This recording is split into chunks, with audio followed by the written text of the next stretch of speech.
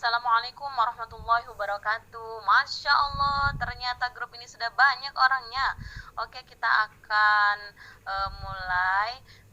Bunda-bunda, ada apa-apa, dosa absen, dosa jawab dulu. Izinkanlah saya berbicara. Kakek voice note ini kasih bintang dulu be, kalaupun belum nak didengar ya, biasanya mak makan malam-malam. Sama lah, Cak. Umi Zayed ini malam-malam baru bereksplor tentang HP ya, karena beranak tiga, punya bayi pula.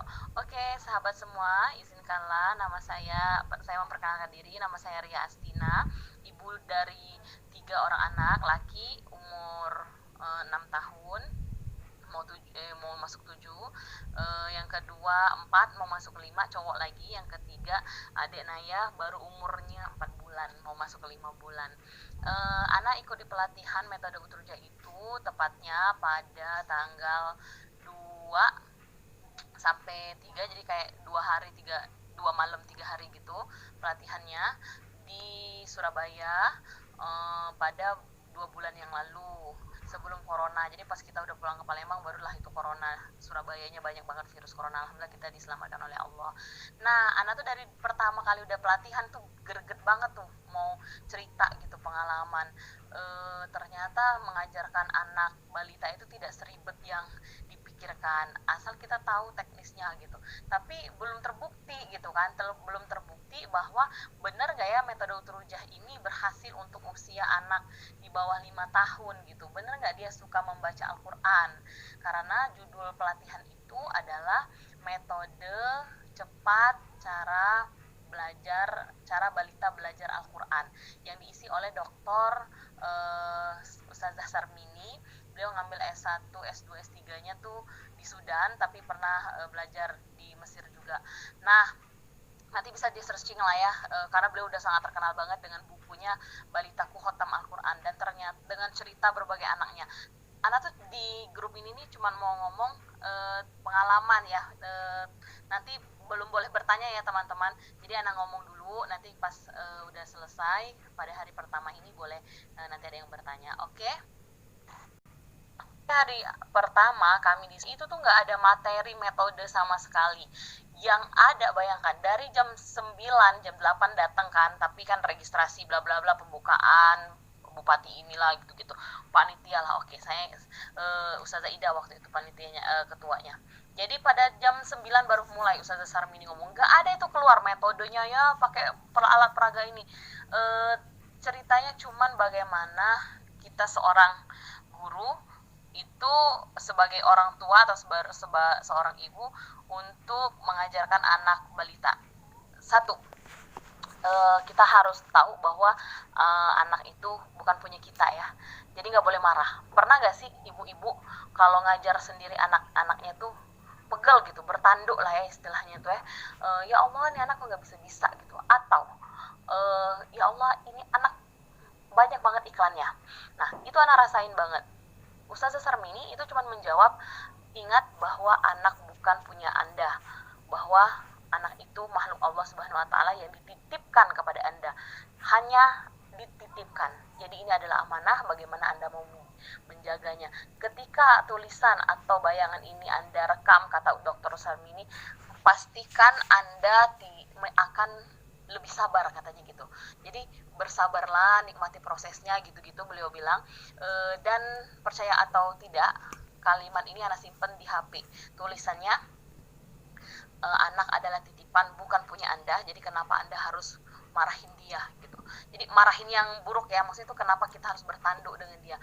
Kalau bahasa anak, kenapa Ria, atau misalnya kenapa kamu gitu, saya tulis itu di HP, kenapa kamu mau marah sama dia, kamu kan ada penciptanya, dia bukan punya kamu. Terus saya tulis lagi di bawahnya, kenapa kamu harus pegel hati dengan anak sendiri, dengan orang lain, dengan anak orang lain baik gitu. Secara saya ngajar anak-anak iya, dosen juga iya gitu. Jadi sebenarnya kita cuma transfer ilmu, mendidik, dan gak boleh marah, jangan marah gitu. Oke, jadi step pertama silakan kalau mau ikut gaya anak ya. Ini anak bukan pembicara yang ahli seperti Dokter Ustazah Sarmini ya. Anak cuma buat grup ini untuk sharing bagaimana pengalaman Ana ikut di sana, dan ternyata ke anak-anak berhasil. Jadi Ana tuh pengen semua ibu di dunia ini merasakan kenikmatan bahwa ternyata ya Allah, ternyata aku bisa menjadikan anakku membaca Al-Quran. Dan bayangkan sampai anak kita gede, besar, menikah, punya anak lagi, dia terus ngaji Al-Quran, pahalanya akan mengalir kepada kita sebagai seorang ibu, karena dia belajar Al-Qurannya tuh lewat lisan kita gitu. Aduh, itu sungguh nikmat. Materi kedua, setelah kita tulis di HP atau kita tulis di papan tulis bahwa anak itu adalah amanah dengan berbagai bahasa bunda, yang kedua, motivasi dari Ustazah Sarmini adalah membuat target. Jadi pastikan teman-teman, sehingga anak kiriman anak ini, teman-teman membuat target untuk anak. Ustazah Dr. Sarmini menceritakan, beliau membuat target anaknya 6 tahun 3 bulan, hafal 6 tahun, umur usia 6 tahun 3 bulan, hafal 30 juz, dan itu terjadi. Beliau membuat anak saya targetnya 3 tahun bisa baca Al-Quran, 2 kali khotam Al-Quran untuk tilawah ya binawar. Jadi, dan itu terjadi. Kesimpulannya, seorang ibu jangan ikut aja gitu loh, jangan ikut apa ya, ngalir aja gitu, nggak ada target mau ngejadiin anak ini apa. Tapi kita nggak boleh kesel atau pegel hati atau kita memaksakan keinginan kita. Jadi dia akan mengalir tapi dengan target kita. Dan target utama, kalau Ana dulu ya, aduh maaf ya, anak saya mau jadiin dokter gitu kan, anak saya mau jadiin ulama, pergi ke Mesir gitu-gitu. Tapi Ana tuh nggak rinci gitu, cuman udahlah dia jadi anak yang baik, berguna bagi nusa dan bangsa, membanggakan orang tua, gitu-gitu aja target Ana gitu. Nah, jangan sampai ibu-ibu yang ada di grup ini kayak Ana gitu. Anak itu cuman target-target umum. Dokter Sarmini memastikan bahwa kita harus mendetail target kita. Target kita itu dimulai dengan usia sedini mungkin. Beliau itu homeschooling banget ya. Tapi kalau Ana sih belum sanggup ya mau homeschooling yang full banget. Tapi nggak tahu kalau berubah mindset Ana. Jadi tetap anak-anak sekolah di Tarbawi. Hai bunda-bunda yang ada di Tarbawi. Ini pasti ada bunda-bunda di Tarbawi.